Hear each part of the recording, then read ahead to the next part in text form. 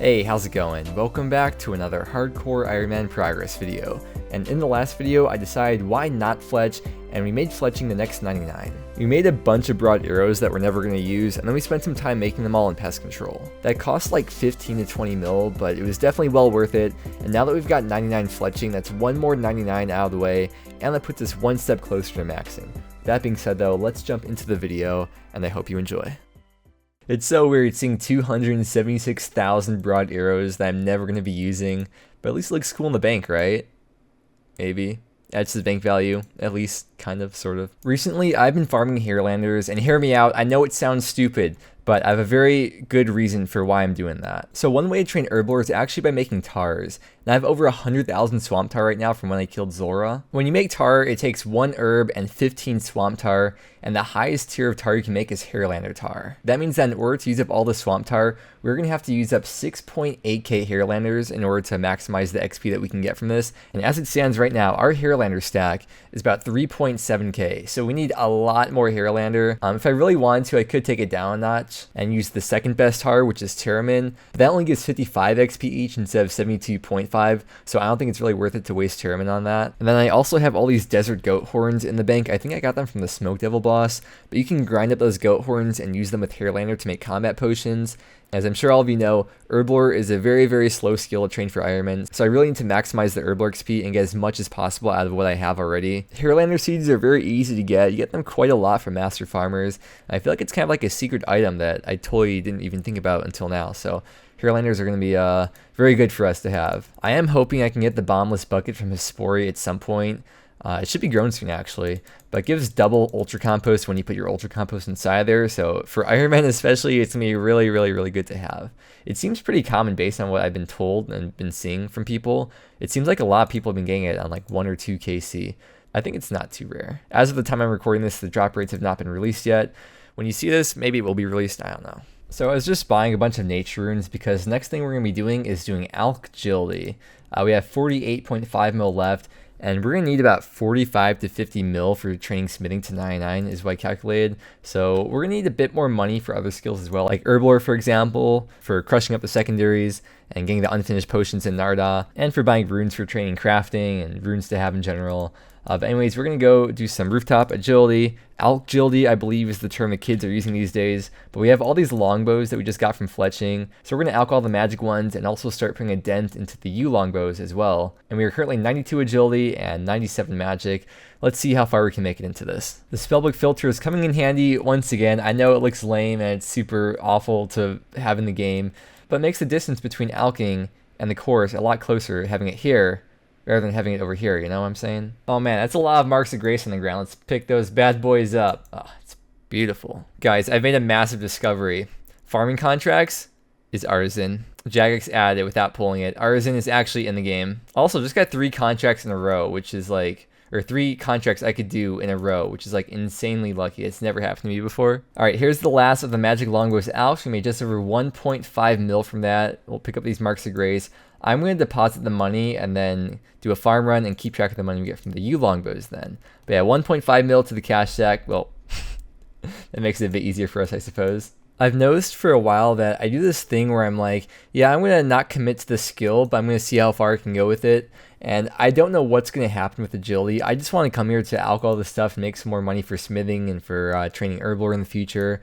But I don't know how far I'm actually going to take it with this. We are getting very, very close to this level in 1 or 2 more laps. And I'm getting kind of flashbacks to runecrafting because the XP is slightly faster here. I'm doing like semi-efficient, for me at least, hours. It's like 50 to 55k. I'm not really paying attention, like if I'm eating and playing at the same time, it's like 40 or 45k per hour. But it reminds me a lot of runecrafting because I just sit there all day, grind it out, and not really do anything else. I never leave runecrafting, and with this it's like I never leave the agility course. What I'm trying to say is I don't know how far I'm going to take it with this. We'll keep on going till I either get bored or till I finish all the alchables or something at least. But yeah, as soon as we jump down from this little ledge right here, that's going to put us at the first agility level in a long time, 93 agility. And let's keep on running laps, keep on alching, and yeah, we'll see where the future takes us. I feel like a freaking ultimate Iron Man right now. I haven't banked for a long time. I've been doing the farming contracts here and there. I haven't really gone to actually bank or do other stuff besides just train agility. We're coming up on the end of the nature rune stack that we have right now. We've made just over 1.5 mil.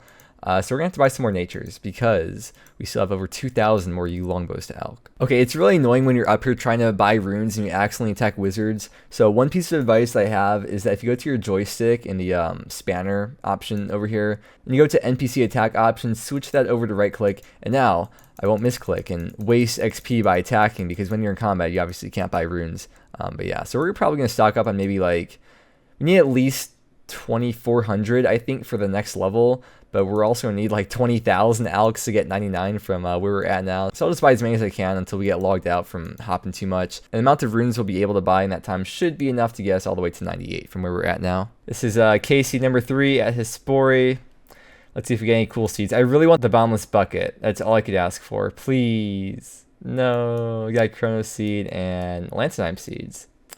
Don't have any more Hispori seeds, so I'll probably have to do more farm runs and hopefully get some more. I really want the Boundless Bucket so bad. I want the double compost. That'll be really, really nice to have on here. It's so funny, like everyone here just has their farming capes on. They all know what's up, dude. Farming runs are very good to do. Okay, so we just reached 1 hour of training agility for today, and I want to show you the XP rates because I'm really happy with how this hour turned out. We averaged 56k agility XP per hour and 28k magic XP per hour, which is really good for me. And then we also got, let's see, 22 marks of grace on the ground in the 1 hour. And if you convert marks of grace to the price of amylase, each mark of grace would be worth 13k GP. So 22 times 13k is 286k GP in this 1 hour. Even though GP means nothing for us, it's all gonna be amylase for stamina potions later on. Also, a lot of people get really confused about how the marks of grace just pile up on the ground like that. And the reason why they pile up is because it takes 10 minutes for marks of grace to despawn.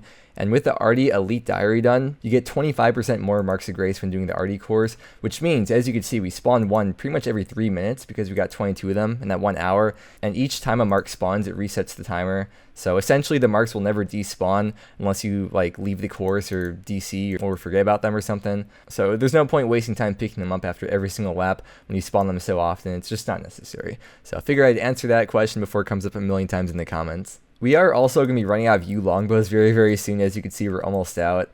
So I did bring out the 14,000 maple longbows we had in the bank. And obviously the yew longbows are worth a lot more when you alch them, but the maple longbows still out for 384 GP each, which isn't amazing, but as long as the GP I'm making from that is still more than the cost of a nature rune, which I think nature runes, after you buy out the stock, I think it averages out to like 210 or 220 GP each. So we're still making like 150 GP profit for each of these. But yeah, we are getting very close to a magic level here, so I will see you back once we get that. You already know what I'm about to say. Hardest level out of the way.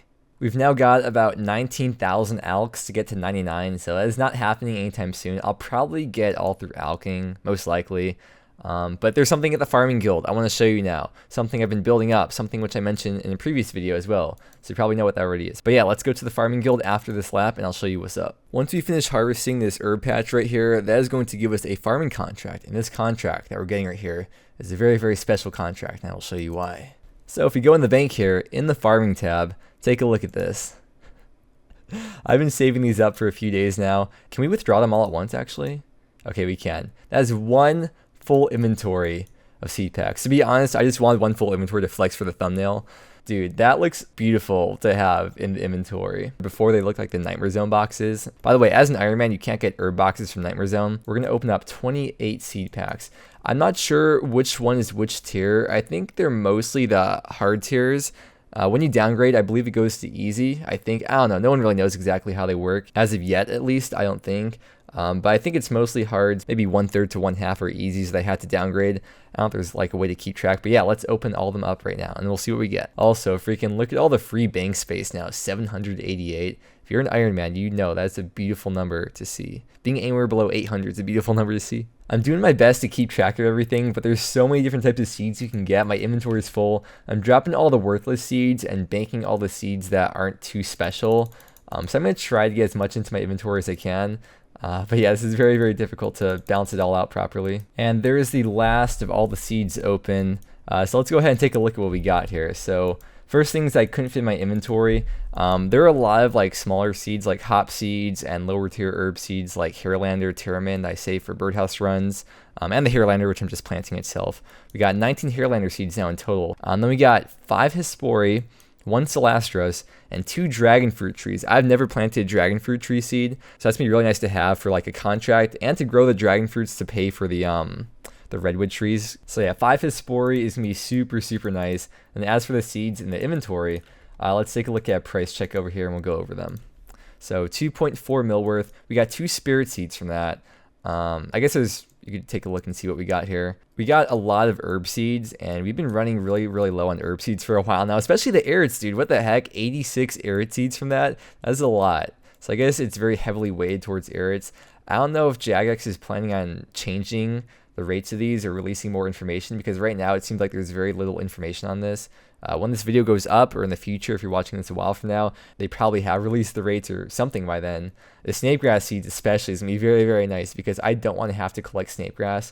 I'd much rather get passively through farming, so that's going to be really good to have. And yeah, it's a really good feeling being stocked up on seeds once again. I have a feeling that unless they change farming contracts, they might possibly maybe be like a meta for training herblore for Ironmen in the future, because look how many freaking herb seeds there are, dude. And this is passive. You just do your farming contracts in between doing Slayer or training agility or doing whatever other skill, and you don't actually even have to camp whatever you're going to camp, like Dagnoths or Necreals. I still really want to get a bombless bucket, and we have 1 Hespori seed grown right now. We're 3 KC in and we still don't have it. Literally such a sad, broken game. It's awful. But yeah, the bombless bucket will be really good to have. So I don't really want to get into farming herbs too much until I get that. So we get like double ultra compost essentially from doing that. So let's go back to agility now. We are very close to a level actually. So let's get 94 agility. Get some cardio going, stay in shape for the winter. I know a lot of people don't like agility, but personally I don't mind it that much. And here's proof right here that I don't mind training agility. 94. We're still over 500 efficient Ironman hours to max, and it feels like we're so close yet so far. We've just got to keep on keeping on, and slowly but surely we will get there.